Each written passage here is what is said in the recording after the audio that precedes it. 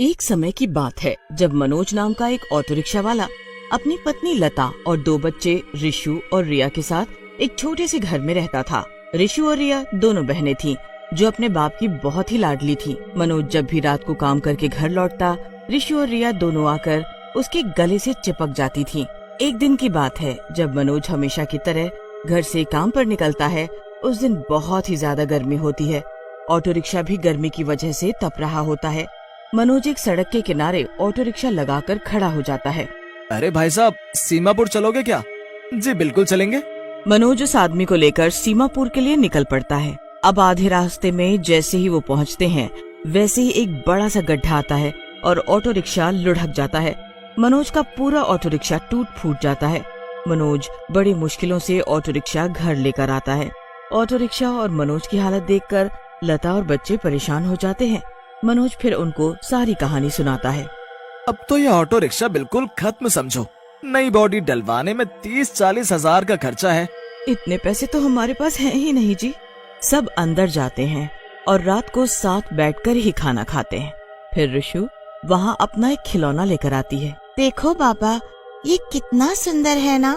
ये मुझे हरी अंकल ने दिया।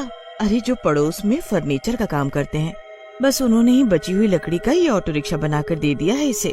क्यों ना मैं भी एक लकड़ी का ऑटो रिक्शा बना दूं? क्या ये कैसे हो सकता है? बिल्कुल हो सकता है। अंदर से ऑटो रिक्शा का इंजन बिल्कुल सही है, बस बाहर की बॉडी टूट गई है। अगर मैं लकड़ी की बॉडी का ऑटो रिक्शा बना दूं तो सोचो कितना सही रहेगा। अरे भैया, ये ऑटो रिक्शा तो बड़ा ही सुंदर है। मुझे आप अशोक नगर छोड़ दोगे? जी बिल्कुल, आइए ना, बैठिए।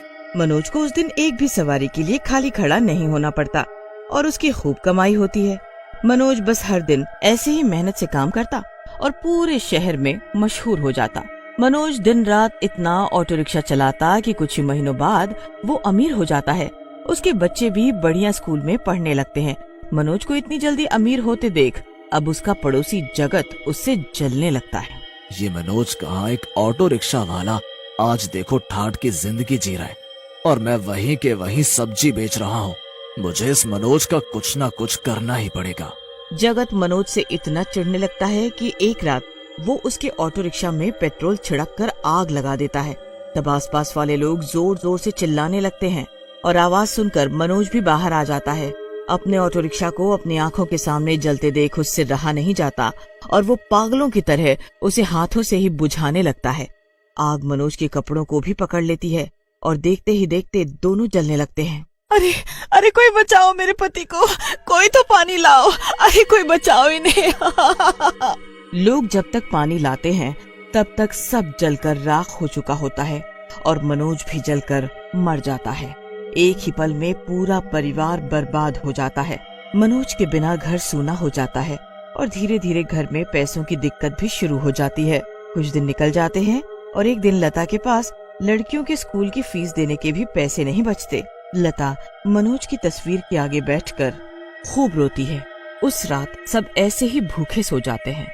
फिर आधी रात को एक आहट सी होती है। घर के बाहर एक परछाई ऑटो रिक्शा की तरफ जा रही होती है। मेरा ऑटो रिक्शा कितना सुंदर था और आज देखो कैसा हो गया। मेरा परिवार कितने दुख में है। मैं उनको ऐसे नहीं रहने दूंगा। मैं सब ठीक कर दूंगा। वो भूत कोई और नहीं बल्कि मनोज ही होता है जो अपने परिवार के लिए वापस आता है। वो ऑटो रिक्शा पर एक हाथ फेरता है और ऑटो रिक्शा फिर से पहले जैसा हो जाता है। उसके बाद वो ऑटो रिक्शा में बैठता है और सवारी ढूंढने निकल पड़ता है। उस सड़क पर बहुत ही अंधेरा होता है और वहाँ एक आदमी खड़ा होता है। भूत अपना ऑटो रिक्शा लेकर उस आदमी के पास जाता है।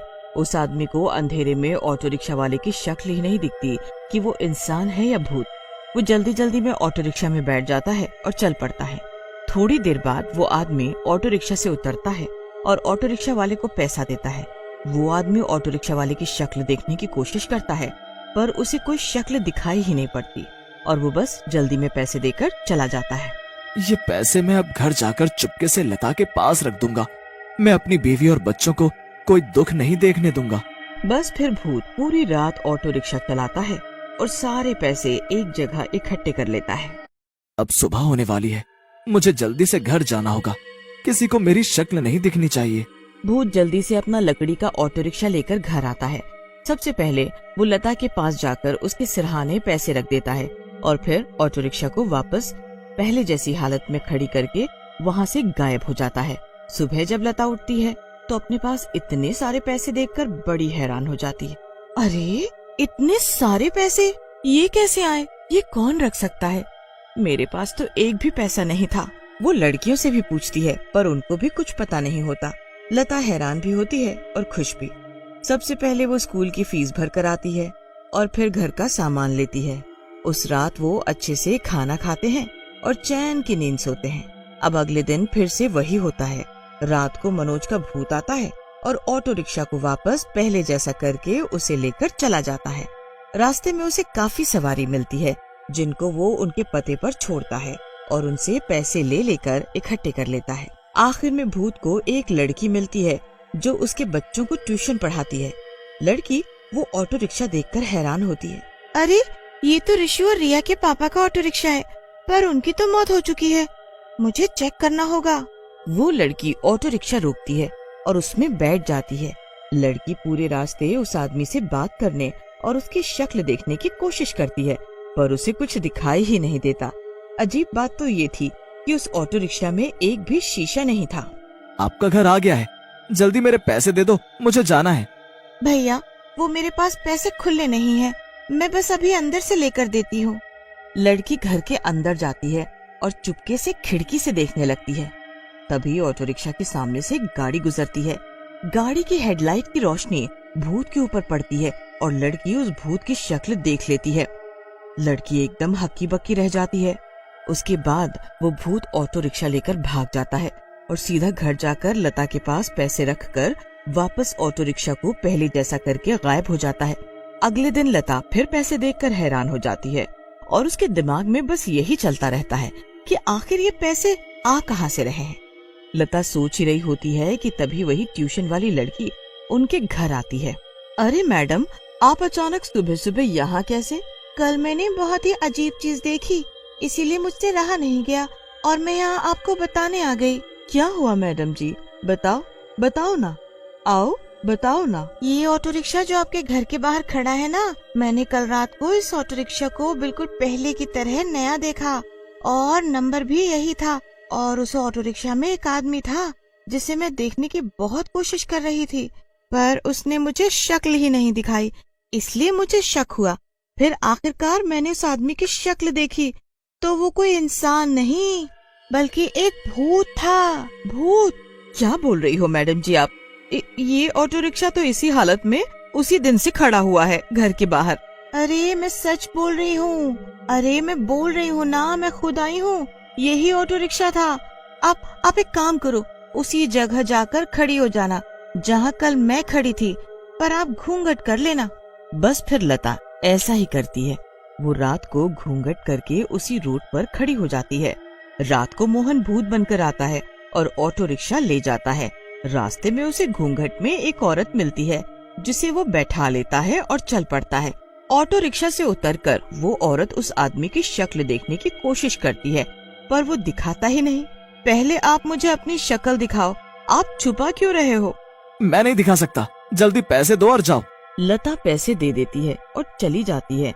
वो जल्दी से घर पहुंचती है तो वहाँ ऑटो रिक्शा ही नहीं होता। अब तो लता को यकीन हो जाता है कि वो मैडम सच बोल रही थी।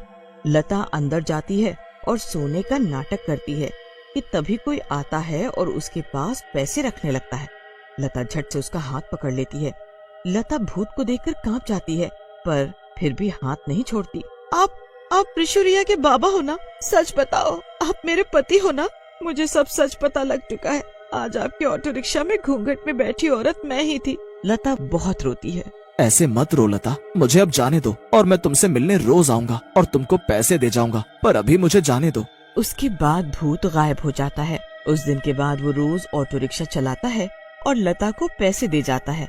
बस ऐसे ही उनका जीवन अच्छे से चलता रहता है और एक दिन जगत का एक्सीडेंट हो जाता है और वो जिंदगी भर के लिए अपाहिज हो जाता है। उसे भी समझ आ जाता है कि बुरी करने का उसे बुरा नतीजा मिला है।